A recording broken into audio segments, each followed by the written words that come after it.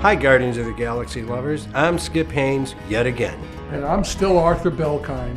And we're back today to tell you about the Snow Queen. We told you it's going to be Snow Queen, and that's what it's going to be. But you know what? Snow Queen is not a character in Guardian of the Galaxy 1, 2, or maybe being 3. Snow Queen was the name of our record label. It was also the B-side to Lakeshore Drive. Exactly, and that's why we made it the name of the record label. We love the name, and you, in fact, drew a fabulous logo for us. Yes, I did.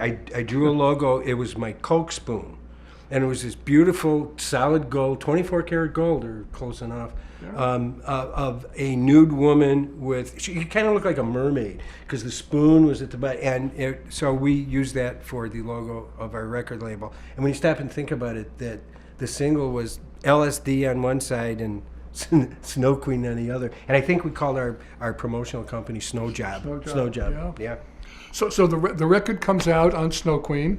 So now here we are. We've got the record. We've got Lakeshore Drive. Now we got to get people to hear it. And people, not just at the club, we got to get it played. So we start our promotional efforts in Chicago, and we sent the record to a lot of different radio stations, and we actually had a taker. We went up I remember Arthur called us up, and he said, okay, get the band, you guys get together, get up, get dressed, take a bath, meet me at WBBM on McClure Court. We're going to go in and talk to the program director. And we went, Arthur, do you know this guy? He went, yeah, no problem. So we walk into WBBM like little ducks following Arthur. I'll never forget it. It was a big circular desk, and there was the woman behind the counter actually wore a uniform. She looked kind of like with the brass buttons and everything. And she said, good morning, can I help you?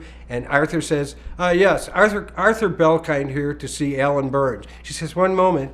She presses the button. She goes, Mr. Burns, Arthur Belkind here to see you. And we hear, who? So he looked and said, Arthur? And she said, well, it's Arthur Belkind in this band called Aliota Haynes. He said, oh, I like the band. Tell him to come up. So we go upstairs to, his name was Alan Burns, his office, and we had a single. And we walked in. He said, so what do you have for me? This was our first experience exposure. We went, whoa. So we give him the single. He puts it on the record player. He plays all of Lakeshore Drive. Then he takes it off, turns it over, plays all of Snow Queen. We didn't know this never, ever happens. So he does that. He says, excuse me. I'll be right back. And he disappears. And we're looking through his office, through the drawers in his desk, and seeing if there's anything valuable around. Of course. And and these offices have speakers because they play the station on air. And we're sitting there, and all of a sudden Lakeshore Drive comes over the speakers. It was on the radio. That's how it happened. It's the first time it was ever played. And of course, because of it being played then, it's being played now in theaters all over the world. It's on the soundtrack Volume 2 all over the world. And that's how Lakeshore Drive, the record, came out.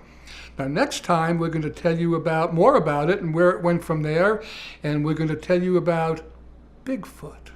Bigfoot 714. Boom. It's cryptic.